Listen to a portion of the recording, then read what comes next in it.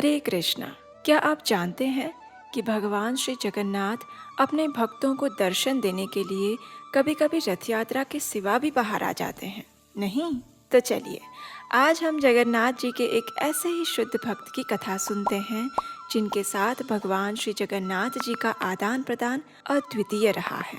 जगन्नाथपुरी से 2 किलोमीटर दूर बलिग्राम नाम का एक गांव था, जहां दासिया बौरी नाम का एक व्यक्ति रहता था। उसका जन्म निम्न कुल में हुआ था और वह बुनकर था, जो कि कपड़े बुनकर अपने तथा अपने परिवार का निर्वाह करता था।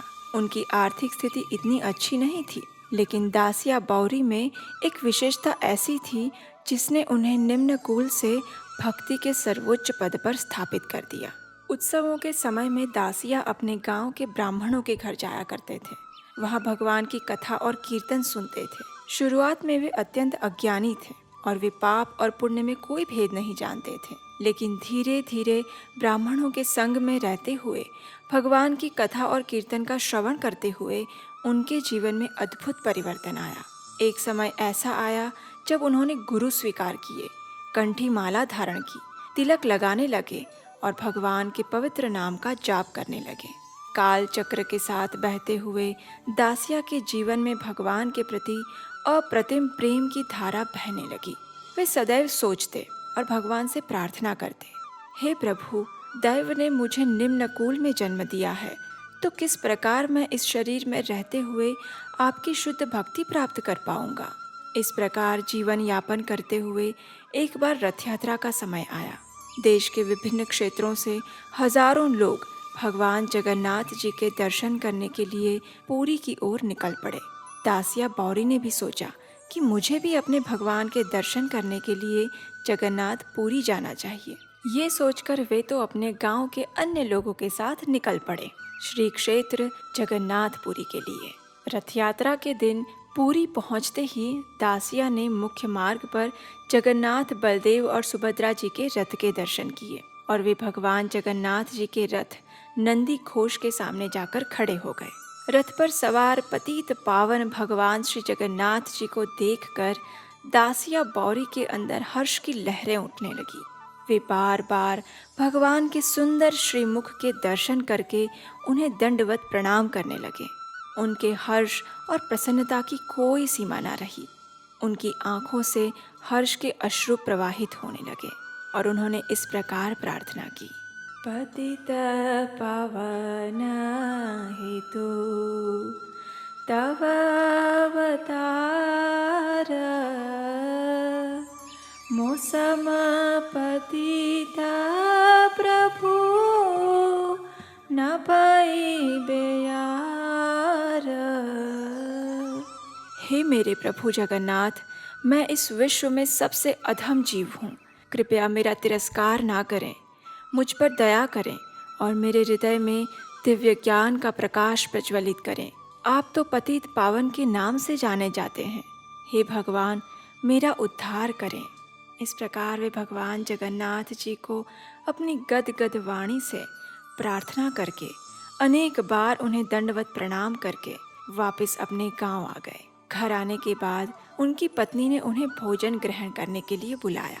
उनकी पत्नी ने मिट्टी की लाल रंग की कटोरी में ताजे बने हुए सफेद चावल रखे और उसके ऊपर काले रंग की पकाई हुई पालक की सब्जी डाली और दासिया को खाने के लिए दी। जैसे ही दासिया बौरी ने इस लाल कटोरी के बीच सफेद चावल और उसके ऊपर काले रंग की पालक देखी, तो उन्हें उसी क्षण भगवान जगन्नाथ जी के सुंदर नेत्रों का स्मरण हो आया। उन्होंने अपनी पत्नी से कहा, अरे अरे, ये तो मेरे प्रभु के कमल नयन के समान है, मैं इसे कैसे खा सकता हूँ। ये बोलकर उनके शरीर में कंपन होने लगा, उनकी आंखों से अश्रु प्रवाहित होने लगे और वे दिव्य भाव के लक्षण प्रकट करते हुए नृत्य करने लगे। जब उनकी पत्नी ने ये देखा तो वे घबरा गई। उन्होंने अपने गांव के कुछ वरिष्ठ लोगों को बुलाया और स्थिति के विषय में पूछा। गांव वालों ने आकर दासिया से पूछा, अरे दासिया, तुम इस प्रकार उछल क्यों रहे हो और ये भोजन क्यों नहीं खा रहे हो?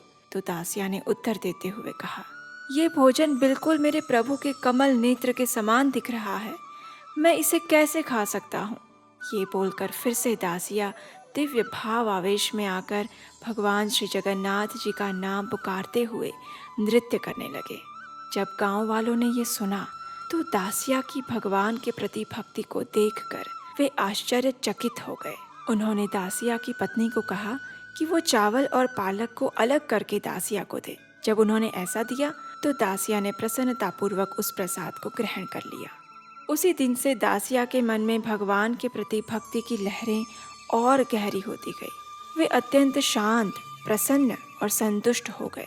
एक दिन रात्रि के समय दासिया भगवान श्री जगन्नाथ जी के चरण कमलों के ऊपर ध्यान केंद्रित करते हुए सोने जा रहे थे और उन्होंने भगवान से प्रार्थना की, हे परम दयालु भगवान, क्या आप मेरे पर कभी ऐसी कृपा करेंगे कि मैं आपके चतुर्भुज स्वरूप के दर्शन कर पाऊं? जैसे ही उनके मन में ये भाव आया, उसी क्षण भगवान जगन्नाथ जी अपने मंदिर से बाहर निकल के दासिया के समक्ष प्रकट हो गए।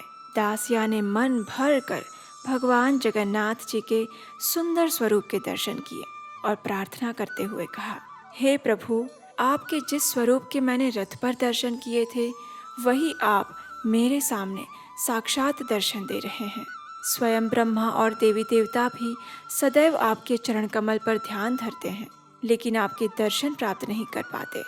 लेकिन मैं एक निम्न कुल में जन्मा अज्ञानी हूँ, फिर भी आप मेरी कुटिया में पधारे हैं। आप सच में परम कृपालु हैं प्रभु। दासिया की प्रार्थना सुनकर पीत वस्त्र धारण किए हुए भगवान ने कहा, हे दासिया, ध्यान पूर्वक सुनो। जो कोई भी व्यक्ति मेरी प्रेम और श्रद्धा पूर्वक भक्ति करता है, उसके प्रति मैं आकर्षित होता हूँ। तुम्हारी भक्ति ही मेरे लिए सर्वस्व है। मैं तुमसे अत्यंत प्रसन्न हूँ। मांगो, तुम्हें जो भी वर चाहिए मुझसे मांग सकते हो। भगवान की दिव्य वाणी सुनकर गदगद वाणी में दासिया ने कहा, हे प्रभु, मुझे ये वरदान दीजिए कि मैं सदैव आपका स्मरण कर सकूं। मुझे आशीर्वाद दीजिए कि मैं सदैव आपके भक्तों की सेवा कर सकूं और जब भी ध्यान धरूं तो मुझे आपके दर्शन प्राप्त हो सके। दासिया की निष्ठापूर्ण भक्ति को देखकर भगवान ने कहा, तुम धन्य हो दासिया, तुम धन्य हो। जब भी तुम जगन्नाथपुरी आओगे तो मेरे मंदिर के ऊपर नील चक्र के सामने देखोगे तो उस स्थान पर मैं तुम्हें दर्शन दूंगा और जो भी तुम मुझे अर्पण करोगे मैं उसका स्वीकार करूंगा। ये कहकर भगवान वहां से अंतर्धान हो गए। जितना प्रेम भगवान जगन्नाथ के भक्त उन्हें करते हैं, उतना ही प्रेम भगवान स्वयं भी अपने भक्तों को करते हैं। भक्ति के मार्ग में वे किसी भी प्रकार की जाति, धर्म, प्रवृत्ति इत्यादि किसी मर्यादा को नहीं मानते और वे केवल और केवल भावग्राही जनार्दन हैं। चलिए, ऐसे पतित पावन श्री जगन्नाथ जी के चरण कमलों में प्रार्थना करते हैं कि वे हमें भी अपनी कृपा का दान दें और अपनी शुद्ध भक्ति प्रदान करें। हरे कृष्णा।